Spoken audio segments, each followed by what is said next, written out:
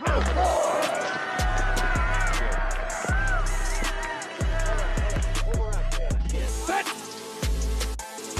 4, 3, 1.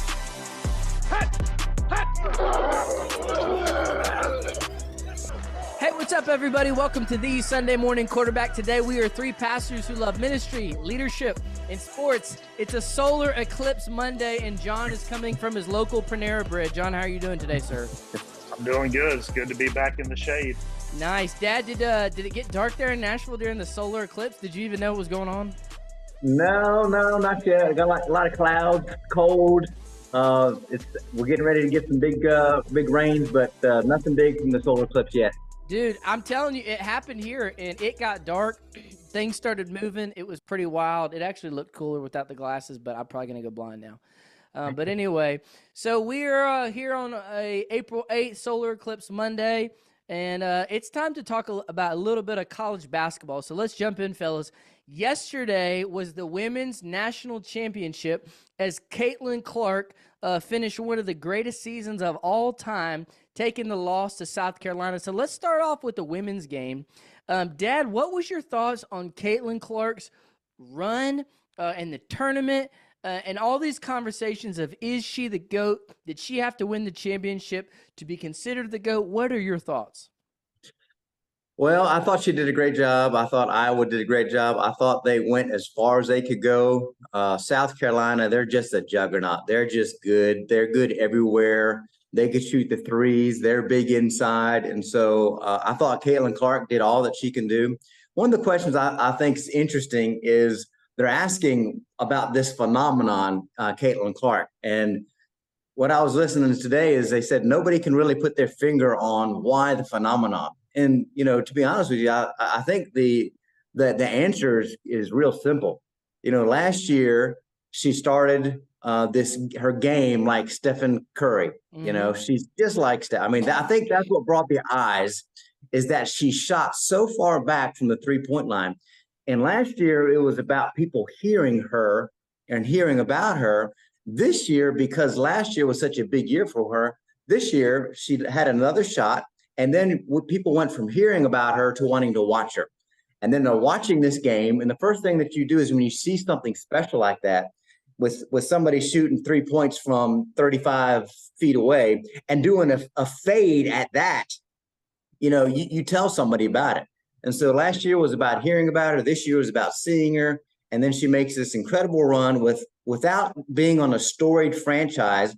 And of course, then the storylines come in because you have LSU, you got the antagonizer, then you have South Carolina, that big brute of a team that they're just so good and powerful. And then you got this girl and this girl in Iowa, and everything came into alignment. And I think you saw this beautiful transition of women's basketball, people seeing skills, all eyes, and it was something fun to behold. This year was so interesting if you compare the men's and the women's tournament. Almost in a way, the women's tournament has a little bit more light on it because they have more stars. And while the men's tournament has been great this year, not as many in NBA prospects. And so that's been an interesting element too. John, what was your takeaway with Caitlin? Obviously, she drew a lot of fans into women's basketball. It'll yet to be seen if that remains. Sometimes you get a player that kind of draws an interest in, so next year will kind of be telltale sign. I think obviously she's a great player. There's no doubt about that. I think if she were on a Davidson, she was on an Indiana State, like Steph Curry or Larry Bird, I think you could really make a claim for her being, a great one, greatest all time, whatever, in the collegiate world. She's on Iowa. They're not great, but they're also not Davidson. They're definitely not Indiana State. So it's hard to maybe rank her up that high. I think, and to be honest with you, there's been some dominant ladies across the collegiate world that have won 4 championships, 4 MVPs. And so it's hard to compare those two things. But I think she's a great player. I think it's fun to watch. I think she ran into a tough game at a tough time and played pretty well in the first half. And, sometimes shots don't fall in a new kind of basketball world. If you're not shooting very well, then it's hard to put points up and you just go to sometimes get put to bed. That's part of it. Yeah, I was listening to Sue Bird and Diana Taurasi, and they were trying to compare it because they were on such stacked teams. And she Hmm. was, Diana was like, man, if I was on a team and I had to go score 30, 35 a game, could I do it? And so I think the fact that she broke the scoring record will help her in the argument. I don't even necessarily think it hurt her because, I mean, she had a pretty average team. And man, she came out firing yesterday. But at the end of the day, I just don't think they could compete with the size. But some of the numbers she put, her game, like I said, very reminiscent to Steph. But if you watch the UConn game, which was fun watching her, and then Paige Beckers, who was really good too, I actually felt like Paige was more of like a Kobe style player. She was really good in the mid range, had a little bit more moves where Caitlin was more so setting up people, and man, she was dropping some dimes. I mean, Hmm. pushing the ball up the floor, no looks, just setting up shots, driving dish. And if you look at like her percentage, like how much of the offense comes through her, I definitely think she's in that conversation. And shout out to Dawn Staley, who really at the end of the day gave her flowers. You know, Hmm. last year you heard about the revenge tour because Iowa beat South Carolina, and I thought she was very classy in her flowers she gave her just for uplifting the game. And so, if anything, it was fun. It was a must watch. I think everybody's enjoyed it. I'm curious to see how much she can continue it in the WNBA. And, she'll have a target on her back for sure. Let's shift to the men's game. Obviously, we have the men's tournament tonight. And so by Hmm. the time this airs, the game will be over, and we'll do a separate preview of that later and put it out. But John, what has been some of your takeaways from some of the men's bracket? Any surprises or anything that stuck out to you so far in the tournament? Sure, yeah, you gotta be surprised by NC State. Everybody's surprised by Mm-hmm. NC State. We dominated them. UNC dominated them early in the year. Came back, got beat as they were running through, beating everybody.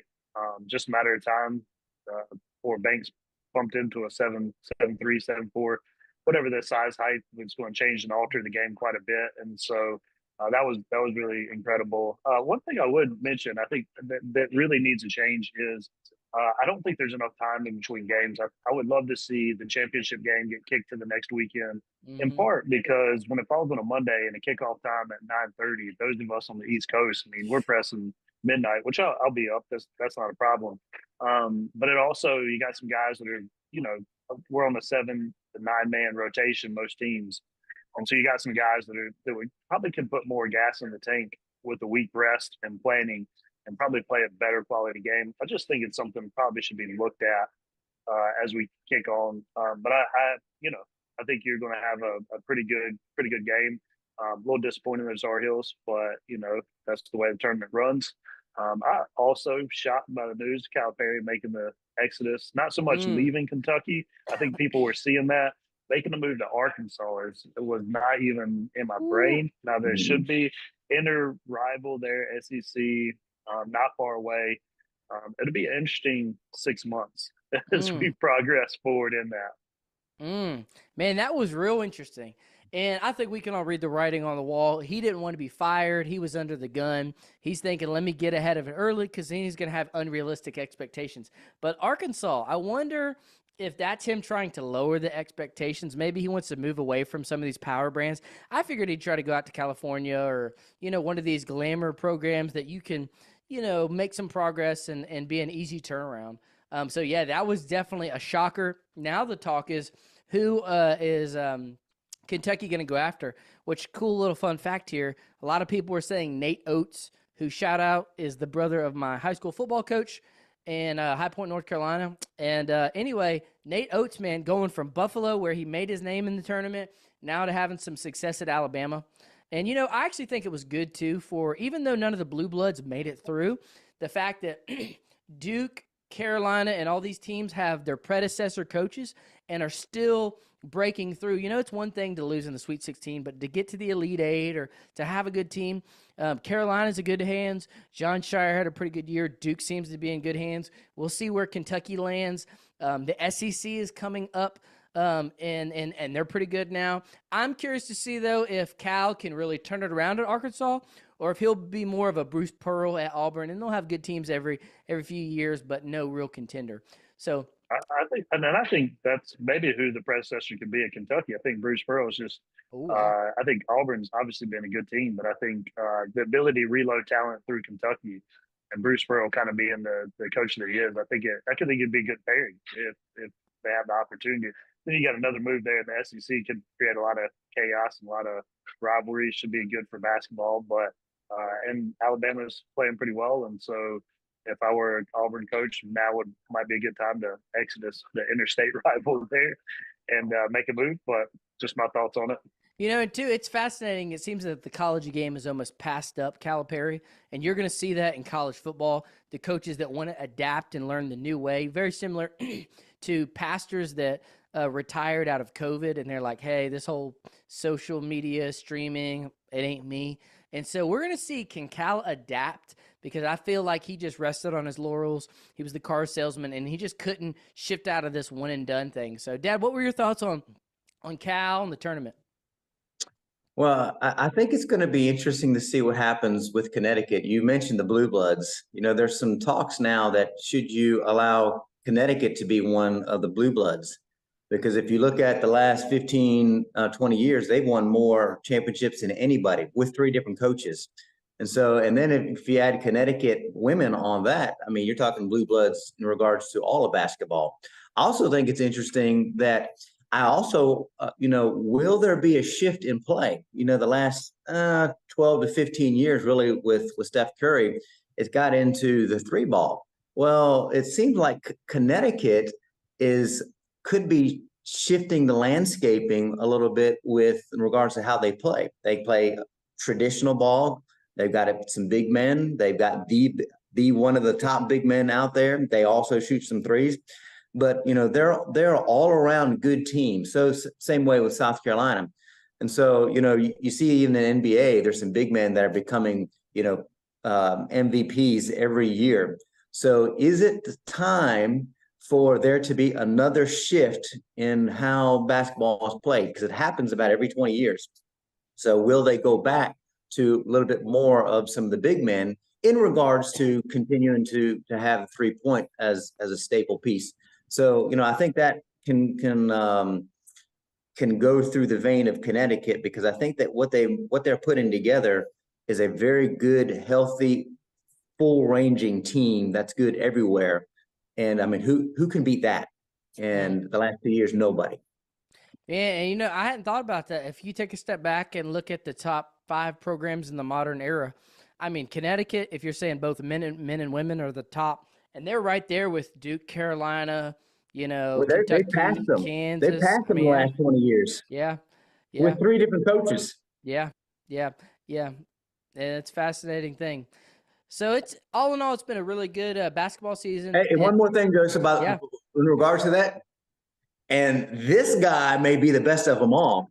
And this guy may be the beginnings of a new legend in college basketball. Yeah.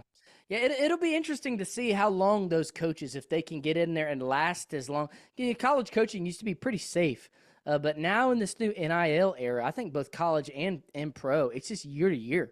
And so it's a lot of inconsistency. And so it'll be interesting if some of those power brands can kind of stick through. I thought it was interesting. Chip Kelly left UCLA for that kind of same reason, just couldn't get any traction. So, hey, let's shift to pro football real quick. One last sports topic. Dad, what was your thoughts on Stephon Diggs getting traded out of Buffalo to the Houston Texans? Have the Bills' window for Super Bowl closed? And what were your thoughts on the whole thing? No, I don't think it's closed. I think it's pivoted. Now, do I think that they're going to make a run this year? No. But I don't think they're rebuilding. I actually have a good friend that's a Bills fan, and he was applauding the move to move Stephon. There's a window. They hit that window. They threw everything against the wall, and they got real close, but they weren't able to make it through. And so now it's time to clean the house. They got some older players that they're moving on from, and Stephon's one of them. And so I think it's they also discovered that they're a pretty daggone good running team. And so if you have a good running team, you can protect your quarterback and put him in good positions to play action pass. So I think they're going to just pivot, rethink how they're going to do some things. I think they'll still have a good year. And then next year, I think they'll go all the way again. They got a good coach. They got a good quarterback. And then Houston, I like what they're doing. They got I mean, they got a great quarterback. They're not paying him anything, so they're cashing in their chips. And so that kind of seems to be the new way, one of the ways to try to make it to the Super Bowl. And so I applaud them. I think they're going to go far. I think we're going to see. We know that their quarterback is skilled. We're going to see how skilled he is under immense pressure going against the top talent. Once you get to the second, third round of the playoffs. I think the question is, too, can Buffalo draft a replacement receiver? Can they spread out some of those touches that Diggs accounted for? And we're going to see spotlight's going to be on Josh Allen. Does he regress losing that number one? Or who knows, he may progress not feeling that pressure now to get Diggs the ball. And, John, I'm just going to tell you before we get into football season, it's going to be the year of transparency, and I have no problem saying Houston is the best team in Texas today. Well, hey, nobody asked my opinion, so let me just drop it in here. Anybody that sends players to the same state as the horrid Dallas Cowboys is a good time, man. We're thankful for it. Ship all of them. Let's load up the Texans and Philadelphia and Washington and the Giants. Let's just send all the good players there.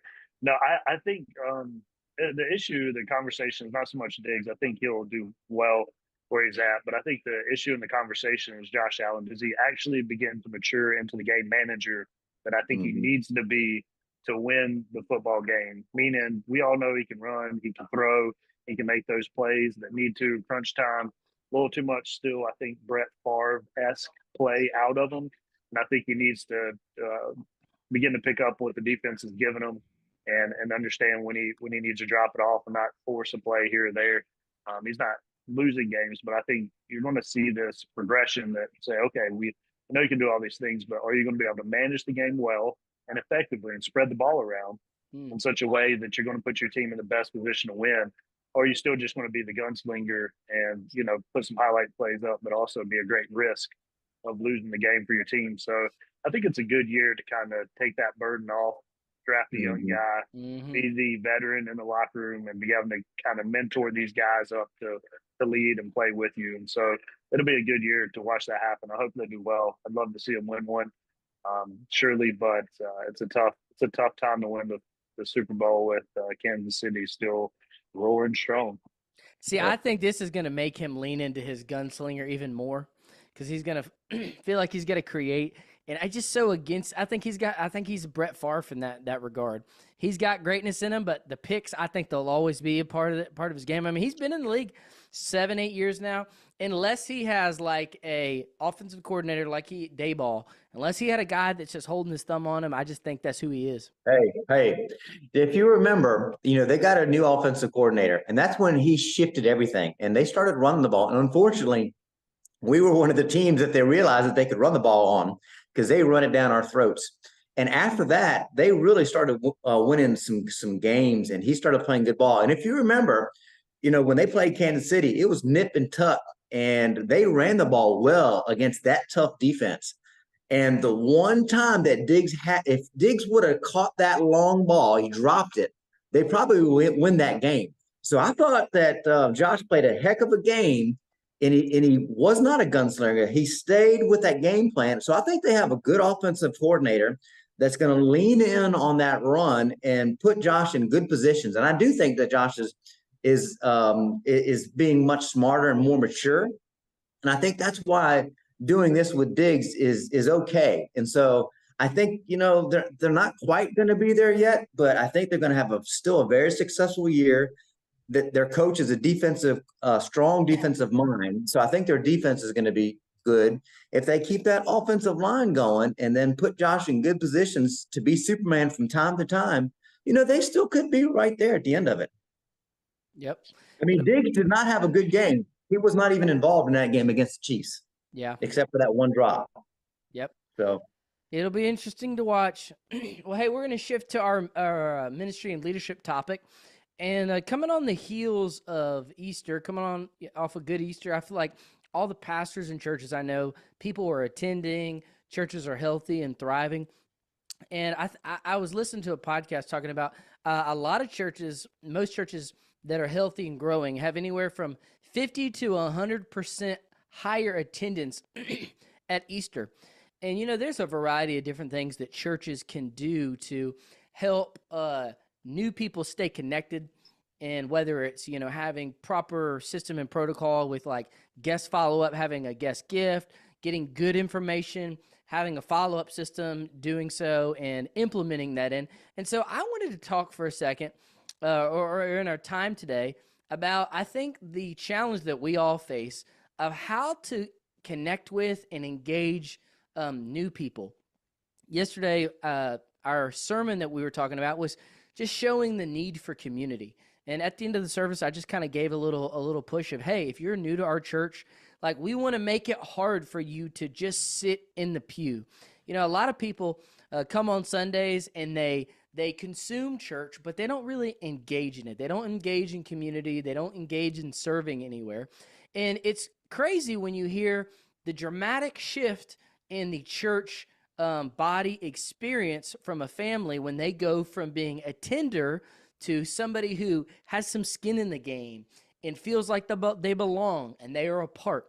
And so what I wanted to do is just in our short conversation here today, I wanted to talk about some of the challenges that we face as pastors and churches. What are some of the things that prevent people from engaging, but also what are some ways that we can engage with people and not just ask them to come to us, but go to them and to engage them into the life and the heartbeat of our church, into our small groups, into our ministries, and help them feel like they have a part. So that's just kind of set the table for it, and we can kind of take it any direction we want.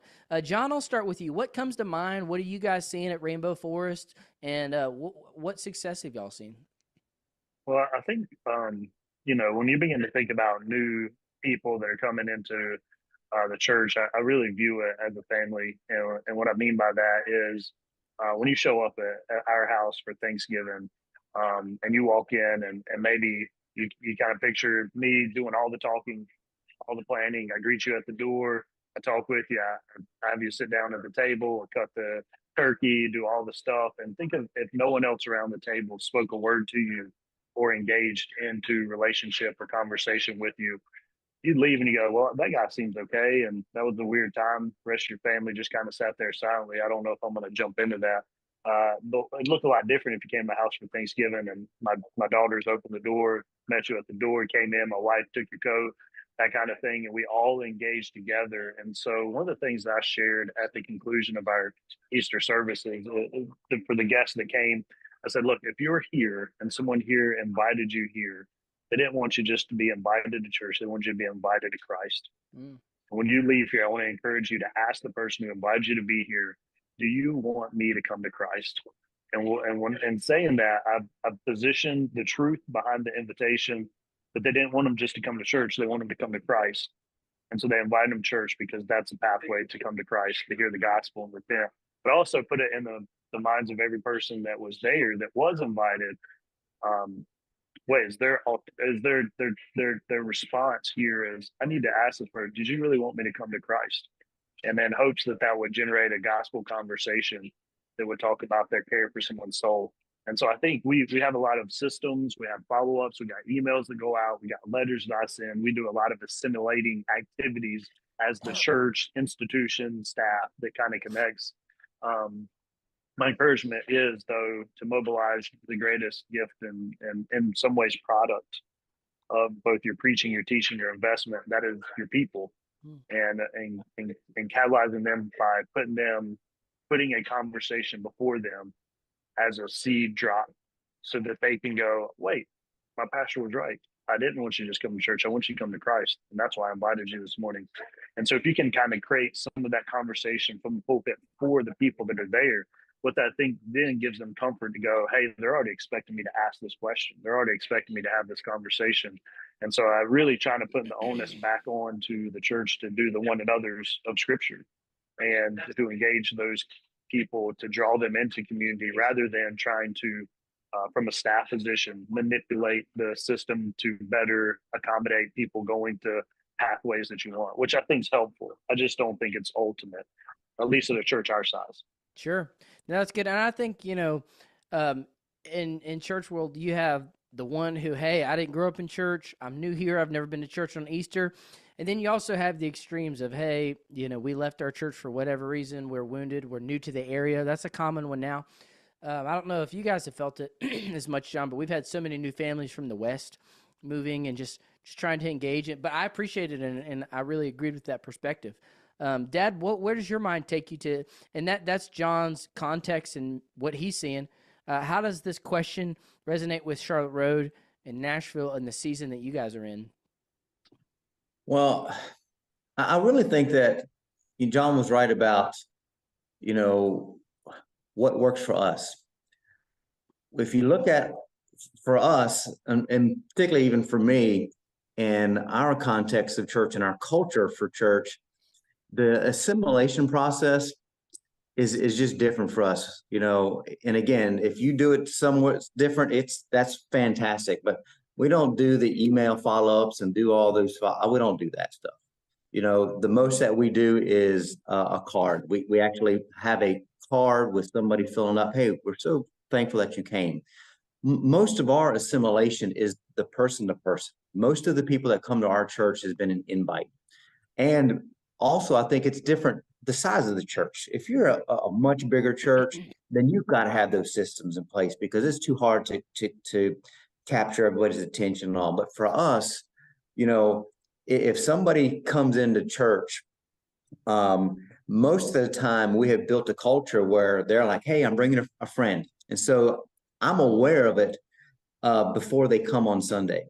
And so if I'm told that, I do the follow-up with that individual, say, hey, how'd things go? And then I begin to have that conversation with next steps so that it's not just they're involved or just I'm involved, but we're involved together. And so I kind of lead that dialogue for the next few steps. And if they continue to come by the third going into the fourth week, then I will go and make a deeper contact. Most of the time, I'm like, hey, glad to see you, glad you came, small talk, just to get to know them a little bit. By the third, fourth time, I'm inviting them to lunch. And you've heard me say this before, but it has just worked so good in our context because the goal is twofold. Number one, I want to know where they are spiritually. I want to know where they are. Is this something new for them? Are they Christians but have been out of church because they've been wounded? Or are they just moving from the church? If so, why? So I'm learning about them so I can know the next moves and how to pray. And then the goal number two in that is just so they can get to know Pam and I. We're just normal people. We're just people just like they are. And we can find some commonalities, some goals. I try to find out, are they into sports? Are they into movies? Or how can we connect? And what I've learned is once they feel like they can connect to the pastor, then they can connect in other ways within the church. So then they get to know me and then Pam. And then also, like I said, most of the time they are brought in by somebody else. And so that twofold approach works good. And so once we establish what they've come 3 or 4 times, especially if they come the second time, they're interested. And in my mind, an email, and again, I'm not pointing fingers of how you should, but for me, in our context, if they're coming the second time, then they're interested in because of what the environment and the experience they had the first time, or because they had a friend that wanted to invite them. And so, sometimes you just let God work. Let the church, the love of the church, let the Bible and the word of the scriptures do its work. And so if they're interested, then they're going to make their way. If they're not interested, all the follow-up in the world is not going to, get them to be interested.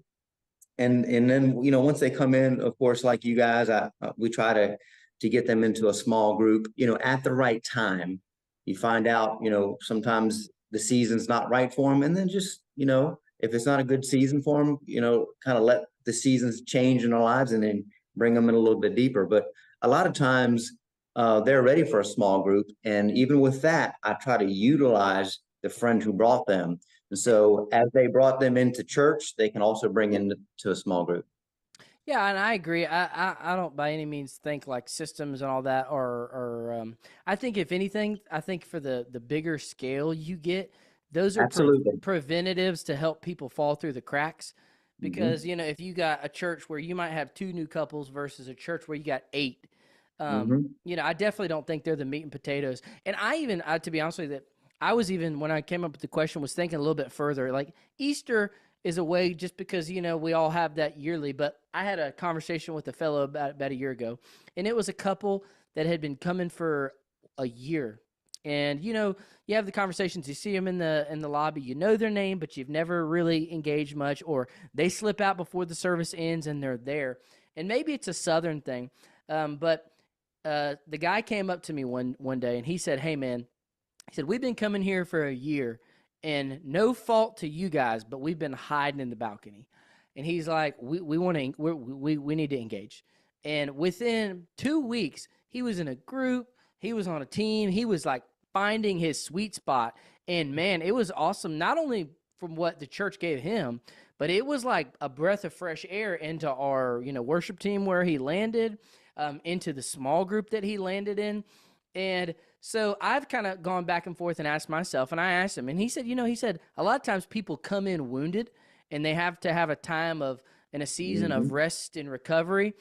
But I think a lot of churches, no offense to sometimes smaller churches, they're not clear, or they don't have a next step, or they don't, it's too people dependent. And so finding that balance of, okay, we want to be led by the Spirit, number one. Number two, we don't want to be pushy, but how can we create a comfortable and a safe environment that creates easy on-ramps continually to get in a group, to get engaged, or when in our dialogue? I think a part of it's staff culture too, just developing a culture where, hey, you're going at the pace of the people, but you're constantly, hey, let me get to know you. Let me find where you're at. Because, some people will go to dinner. Some people don't want to do that, and so meeting them where they're at. But constantly preaching, hey man, like, some churches have a negative culture where it's very spectator, come feed me, preach to me, bless me. I don't want to engage at all. And so I think it just depends on your context, your people, your demographic, and all that. John, any final thoughts? Yeah, I would add on to that. I think it's the expectation that you're building week in and week out. So, whenever I'm, sharing the gospel from the pulpit, what I'm telling people is, if you have a question about how to come to faith, the first thing you should do is look at the person sitting beside you and ask them that question. And what I'm doing is that I'm involving them in this assimilation process, right? You can come find me in the back. I'd be happy to talk with you about it. But I don't want you to think, oh, I'm the only person that can talk to you about it. So I think building in that expectation upon the congregation puts them in the pathway of assimilation, that gives them the understanding that, hey, man, somebody might approach me and ask me how they can put their faith in Christ. And I need to be ready and prepared to give an answer to that, which moves them out of the show, right? Puts them in a place where they're not looking around going, oh, this is about me. I've accomplished this. I'm doing this. But they're actually going to be responsive to the events of the service, which is the call to action there. And they're being conditioned to go, wait, I got a responsibility while I'm sitting here, not just to hear Norsan, but I have to consider my neighbor who's right beside me. And unless I invite them to consider their neighbor, it's too easy to show up, sing a little bit, hear a good sermon, hopefully, if somebody else is preaching, and kind of move forward. But I think if you have the opportunity to invite them into the neighbor zone where they can say, wait, I got to consider the faith of the person sitting beside me. I think if you can do those things in addition to some of those processes, like I said, we might have 3 or 4 couples every Sunday coming to check it out. Some are watching online, different ages, different demographics. It's hard to capture all those people between 2 different services. And so in our context, there needs to be follow-up and emails and things like that. But at the same time, I think like in you guys, the context is going to look different. And having the invitation to create the expectation from the pulpit while you're preaching to invite people to minister to one another is going to be a necessity, no matter how big of a church you have or small of a church you have. And I think, at least for me, historically, churches I've been a part of, that's not been encouraged. And good, healthy churches I've been a part of, it's not necessarily been encouraged. And so that would be my encouragement for pastors listening out there, to involve your church in the activity of ministry. And they'll take that serious. They'll go home and they'll go, I want to have an answer ready to go. I want to have a next step for my friend. I want to invite them to my small group. I'm going to do some of these things. So the more you can direct the ministry back on the people and not on the holy man at the front or in the back, I think is a helpful part. John, there was such a need for that too 10 or so years ago in the seeker movement when you had all these churches everywhere, and they would almost place the definition of evangelism as inviting somebody to church. It's like, whoa, those are two different things. And, the whole thought of, man, why do we set the bar so low? And honestly, I don't think enough preachers, most people, we've talked about this, either lean super evangelistic and don't feed their people, or feed their people very well and just are not evangelistic. But I don't think we do enough evangelism training within the context of our preaching. If you're looking at Paul's missionary journeys or the book of Acts or the Gospels, and Jesus is constantly given the gospel, not some whole sermon to it, but just little snippets of, hey, this isn't you bring them here, I give an invitation, they get it saved under my preaching. No, this is, the gospel is just taking what's been given to you and giving it to others, and training and equipping. I think a lot of that goes with building a culture where that's normative. And then the other thing that I think has been a game changer for churches is each of you guys, along with myself and Paul and Adam, most churches now have a growth track or a new members class, or we call ours our Connect class. And I'll say this, when we are adamant about promoting it and then inviting people to it, we do ours once a quarter, and people are very receptive to that. And funny enough, we joke, most Sunday school classes are start at 9:30. It's very common for people to get there at 9:35, 9:40. The people that come to the classes, I have been surprised with not only how timely are they, but how consistent are they. I mean, it's nothing now for, 10, 15 families to show up 10 minutes before, which is not, what our culture does, but also to be consistent through it. And so one thought is, whether you don't have to be aggressive with it, but giving people a something to aim to. Hey, if this is you, if you're new here, you've been coming for 6 months, or if you've been here for 20 years and you've never engaged, this class is an opportunity, a doorway to do that. And so, give or take the systems and all that, whatever you do, and you guys do it well, but be clear about it for churches to communicate it. And then when you get them there, make sure it's worth their while. Don't waste their time. Make sure it's meaningful. And that's when you can indoctrinate them with not only the gospel, but also the culture of your church. Dad, any final thoughts? Take us out. No, I mean, I agree. I think at the end of the day, churches and pastors have to be thinking. If you're thinking about this, if you're thinking about, how to on-ramp families, you're thinking about where they are spiritually. We're engaged with about 4 families right now that they're dipping their toe into Christianity for the first time. And so, I mean, you could easily miss that if your ultimate goal is numbers and how many people come to church on Sunday. But if your ultimate goal is true discipleship and where they are spiritually, and you're willing to do the work to think through things and strategize and pivot when you need to pivot, I think that's the ultimate goal. But I think a lot of times in churches, they're not. It's just how many people are there on Sunday. And if the numbers are increasing, then you're a healthy church. And that's not always the case. Or Dad, open the book, brother, preach a good message, and let the chips fall where they may. You got to be intentional. You can be doctrinally sound and have great theological, exegetical sermons, but if you're not intentional and you don't have practices and seek the people out, they're not going to engage. So pastors out there, don't be lazy. Reach out to your people. We'll be back now that football season's over. We're going to be on a bi-weekly schedule, and we will see you guys later. Have a great day.